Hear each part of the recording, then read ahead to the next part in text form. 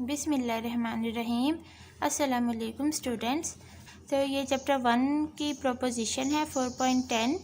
इसकी स्टेटमेंट क्या कहती है कि let A I be a sequence of sets in an algebra stylish A I कोई सीक्वेंस ऑफ सेट है इस अलजब्रा ए में से, ठीक है। Then there is a sequence B I of pairwise disjoint sets such that के तमाम B N का union equal to U N A N के इक्वल है। पेयर वाइज डिस्जॉइंट सेट का मतलब ये है कि अब ये आई 1 2 3 है ना, कुछ भी है, तो यहाँ अगर आप दो सेट्स लेते हैं B1 B2 या फिर आप B2 B3 लेते हैं तो उन दोनों का इंटरसेक्शन आपका एम्प्टी सेट आएगा। ये तो तमाम यूनियंस ऑफ बी एन हमने equal to U N A N ये चीज़ प्रूफ करनी है। तो इसका प्रूफ देखें। सबसे पहले डिफ़ाइन हमने कर लिया कि जो B1 है वो इक्वल टू है A1 के, इसी तरह B2 इक्वल है किसके, A2 डिफरेंस A1 के, इसी तरह आपके पास जो B3 है वो इक्वल है A3 डिफरेंस A1 और A2 के यूनियन के, ठीक है। इसी तरह आपके पास अप टू सो ऑन अगर हम किसकी बात करें, BN की बात करें तो वो होगा AN difference A1 union A2 union up to so on कहाँ तक जा रहा है AN-1, ठीक है। तो इसके इक्वल होगा हमारा BN। अब देखें हमने प्रूफ ये करना है ना कि जो BI हैं ये, अब हमने प्रूफ ये करना है ना कि यूनियन BN का वो यूनियन AN के इक्वल है, UN AN के इक्वल है। तो उसके लिए हमने कोई सेट ले लिया B1 जो कि A1 के इक्वल है, B2 आपके पास B3 up to so on, इसी तरह BN आपका इसके इक्वल है फॉर ऑल n ग्रेटर है 1 से। अब BN is equal to AN intersection, ये क्या काम किया हुआ है, AN ऐसे का ऐसे ही ये डिफरेंस इंटरसेक्शन में चेंज हो गया और ये सेट का कॉम्प्लीमेंट ले लिया। कैसे, ये पीछे से हमारे पास एक लॉ है या कोई फॉर्मूला आप इसको कह लें। यहाँ देखें अगर आपके पास हो ना ये A डिफरेंस B आपका किसके इक्वल होता है, A इंटरसेक्शन B कॉम्प्लीमेंट के इक्वल होता है। तो ये चाहे आप पीछे से यहाँ देख भी ले, रिमार्क जो 1.1 है इसमें आपके पास यहाँ देखें जो A डिफरेंस B होता है वो A इंटरसेक्शन B कॉम्प्लीमेंट के इक्वल होता है। तो वही काम हमने किया, AN ऐसे ही जो ये है डिफरेंस ये इंटरसेक्शन में हो गया और ये आपके पास सारा पार्ट B था ना, तो इसका कॉम्प्लीमेंट आ गया। उसके बाद नेक्स्ट स्टेप में AN इंटरसेक्शन, अब इतने सारे पे ना फिर पीछे से डी मॉर्गन लॉ यूज़ हुआ है।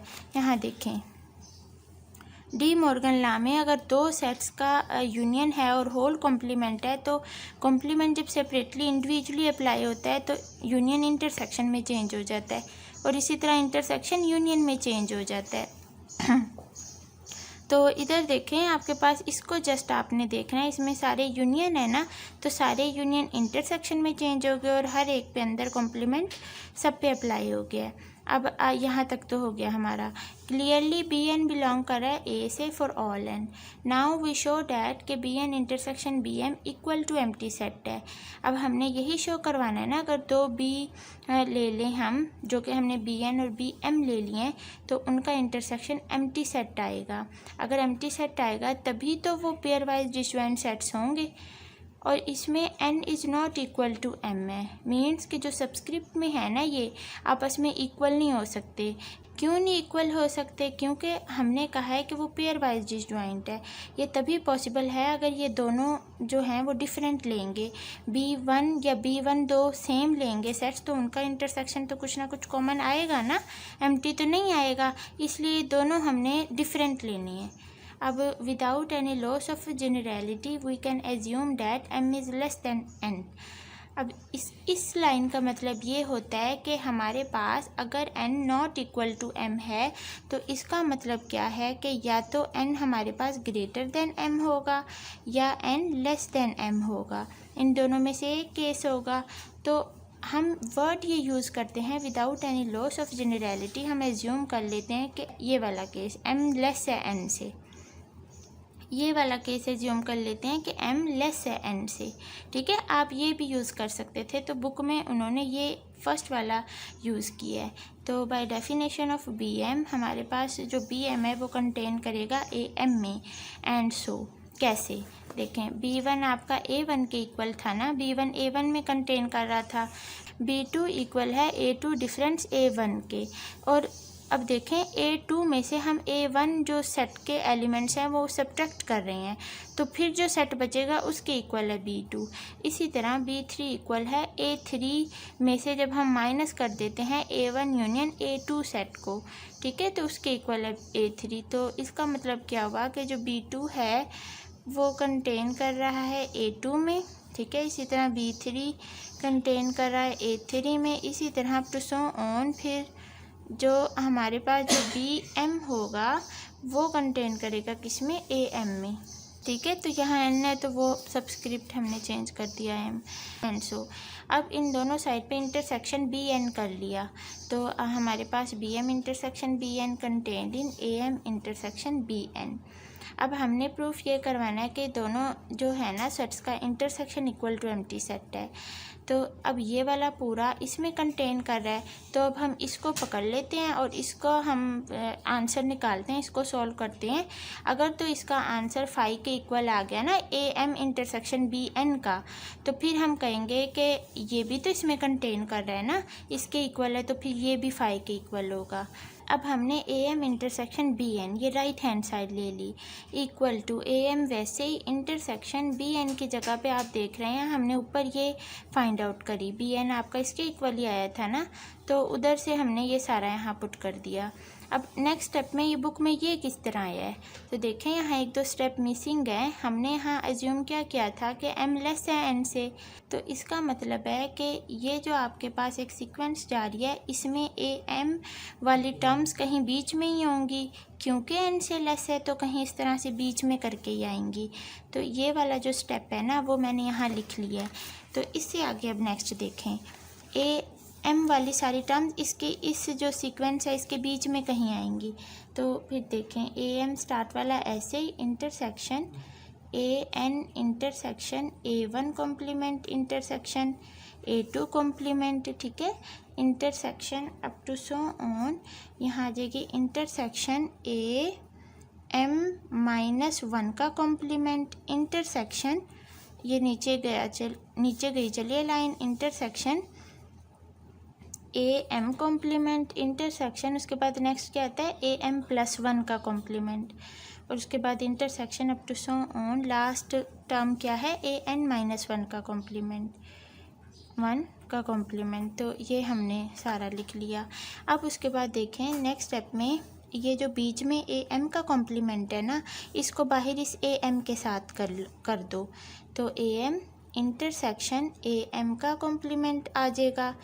ये वाला इंटरसेक्शन आ गया, ब्रैकेट बंद, और अंदर जितनी सारी टर्म्स बच गई हैं वो लिख दो यहाँ से, AN intersection A1 complement intersection A2 complement intersection up to so on. ये हमारे पास क्या है इंटरसेक्शन ये AM-1 का कॉम्प्लीमेंट, और इंटरसेक्शन ये तो हमने बाहर निकाल लिया इसके साथ कॉम्प्लीमेंट, तो अंदर ये वाला बचा ना, फिर इंटरसेक्शन AM+1 का कॉम्प्लीमेंट, और इसी तरह intersection up to so on. Last term हमारे पास AN-1 का कॉम्प्लीमेंट इस तरह से आया है, ठीक है। अब यहाँ आप देख रहे हैं कि कोई सेट हो और उसका कॉम्प्लीमेंट हो, तो दोनों के इंटरसेक्शन में क्या आता है, कुछ भी कॉमन नहीं आता। तो ये तो एम्प्टी सेट आ गया, इतना तो ये एम्प्टी सेट आ गया इंटरसेक्शन। और इस सारे सेट को अगर मैं यहाँ लिखूँ, ठीक है, तो अब ये सारा सेट मैंने लिखूँ। अब हमें पता है फाई का इंटरसेक्शन आप किसी भी सेट के साथ करें ना, तो आपके पास वो ओवरऑल क्या आता है, फाई आता है। अब ये हमने क्या फाइंड आउट किया है, AM intersection BN find out किया है, जो कि फाई आया है। तो इसका क्या, अब इसके अंदर हमारा क्या कंटेन कर रहा था, BM इंटरसेक्शन BN का N ना, तो इसका मतलब ये हुआ कि जो BM इंटरसेक्शन BN है वो भी किसके इक्वल आया, फिर फाई के इक्वल आया।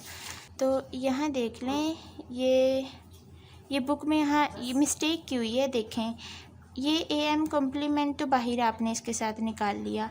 अब ये दोनों M-1 लिखे हुए हैं बुक में, जबकि ये जो सेकंड वाला है ना ये M+1 है, इसको +1 कर लें, और ये अप टू सोन ये देखें अप टू AN-1 तक जा रही है ना, तो यहाँ AN-1 है, ये इन्होंने AN लिखा हुआ है, ठीक है। तो ये 2 मिस्टेक्स थी यहाँ और बाकी ठीक है। उसके बाद नेक्स्ट हमारा ये सारा उसके साथ एम्प्टी आ गया और अप टू ये भी n-1 है, ठीक है। बाकी यहाँ देखें, यहाँ ठीक करके लिखा हुआ है m+1, तो इन दोनों का इंटरसेक्शन 5 आ गया। तो हमारे पास BM इंटरसेक्शन BN किसके इक्वल आया, एम्प्टी सेट के इक्वल आया for n is not equal to m। अब हमने शो करना है कि union of BN is equal to union of AN के इक्वल हमने शो करना है, where n is equal to 1 से इन्फिनिटी, मीन्स कि ये इन्फिनाइट यूनियन आपस में इक्वल हैं दोनों के।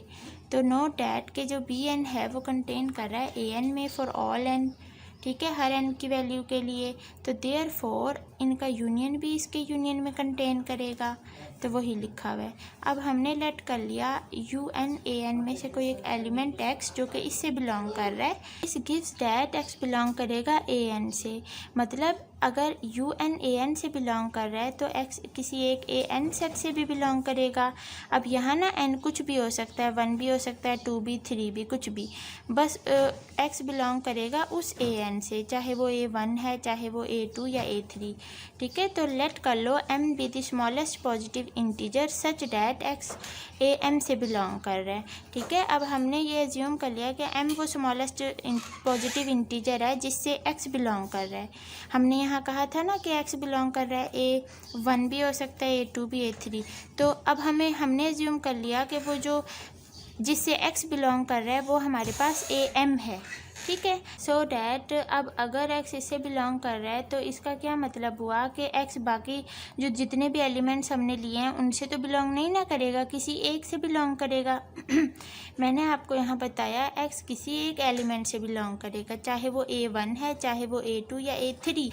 तो अगर हमने ये लेट ही कर लिया कि x AM से बिलोंग कर रहा है तो इसका क्या मतलब है, जितने भी हम A1 A2 A3 for some n के लिए जितने भी सेट्स लेंगे उनसे तो x नहीं ना बिलोंग करेगा अप टू AM-1, ठीक है, जितने भी हम लेंगे डैट इज़। अब x बिलोंग कर गया AM difference A1 union up to so on AM-1 से।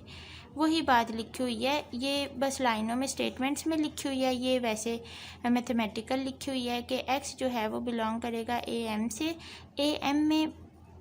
AM से बिलोंग करेगा और AM में से हमने A1 A2 up to so on AM-1 को जो है वो सब्ट्रैक्ट कर देना है, मीन्स x इनसे बिलोंग नहीं करेगा, ठीक है। यही वाली बात यहाँ लिखी हुई है। अब ये हमारे पास डेफिनेशन नहीं बन रही BN की, सेम BN जैसा सेट नहीं है, पीछे देखें BN हमारे पास किसके इक्वल था, BN आपका AN इंटरसेक्शन इस सारे सेट के इक्वल था, तो वो भी सेम एज इट इज़ यही नहीं AM, बस फ़र्क क्या है m है यहाँ, और वहाँ n-1 था, यहाँ m-1 है। तो फिर उस BN की डेफिनेशन के अकॉर्डिंग हमारे पास ये सारी जो चीज़ है वो किसके इक्वल आ जाएगी, BM के इक्वल आ जाएगी। It follows that x belong कर गया UN BN से, ठीक है, तमाम BN के यूनियन से भी बिलोंग कर गया। अब हमने x एलिमेंट जो है वो कहाँ से लिया था, वो हमने लेट किया था कि UN AN का कोई एलिमेंट था x, ठीक है। तो हमने इस x की जगह पे UN AN जो है वो कंटेन कर गया फिर UN BN से। तो अल्हम्दुलिल्लाह ये हमारा प्रूफ हो गया कि हमारे पास अगर ये सीक्वेंस है BI pair wise disjoint sets की, तो जो UN BN है वो इक्वल है UN AN के। तो ये थी प्रोपोजिशन 4.10। उसके बाद देखें नेक्स्ट ये डेफिनेशन है 4.11 के कोई सीक्वेंस AN ऑफ सेट्स की इंक्रीजिंग ब्रैकेट में लिखा हुआ है डिक्रीजिंग, इफ़ अगर AN सबसेट हो AN+1 का, और ये डिक्रीजिंग के केस में AN+1 सबसेट हो AN का, ठीक है, AN सुपर सेट हो इसका, होल्ड्स फॉर ईच n। तो लिमिट जो सुपीरियर और limit inferior for a sequence है AN ऑफ सेट्स वो इस तरीके से डिफ़ाइन की जाएगी।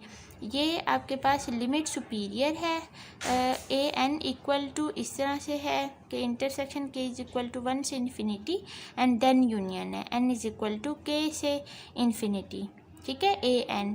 तो इसको हम डिनोट इस तरह से करते हैं, लिमिट के ऊपर बार लगाते हैं, तो इसका मतलब है लिमिट सुपीरियर है AN के हम फाइंड आउट कर रहे हैं इस तरीके से। और लिमिट इन्फीरियर ऑफ AN आपके पास इसमें देखें पहले यूनियन आता है एंड देन इंटरसेक्शन, तो इस बात का आपने ख्याल रखना है। और अगर लिमिट के नीचे बार हो तो वो लिमिट इन्फीरियर को शो करती है। लिमिट जो सुपीरियर ऑफ ए एन है वो इक्वल टू इस सेट के है x such that x belong कर रहा है ए एन। जिस एक्स के इक्वल है वो तमाम के तमाम सेट इसी ए एन से बिलोंग कर रहे हैं फॉर इनफिनाइटली मैनी एन्स।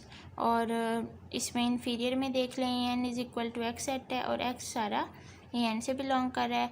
लेकिन इसकी कंडीशन क्या है? For all but finitely many N. ठीक है, आंसर। उसके बाद ये जो लिमिट ए एन है ये कॉमन वैल्यू है लिमिट इन्फीरियर और सुपीरियर की इफ़ इट एग्जिस्ट। कुछ पॉइंट्स हैं ये पढ़ लीजिएगा, इजी हैं। तो आई थिंक आपने अंडरस्टैंड किया होगा कुछ ये थ्योरम, ये प्रोपोजिशन और ये छोटी डेफिनेशन। तो अगर आपको समझ आती है तो कमेंट्स के ज़रिए हमें ज़रूर बताया करें। तो इंशाल्लाह फिर नेक्स्ट हम फर्दर पढ़ेंगे। अपना ढेर सारा ख्याल रखिए, अपनी दुआओं में ज़रूर याद रखा करें। अल्लाह हाफिज़।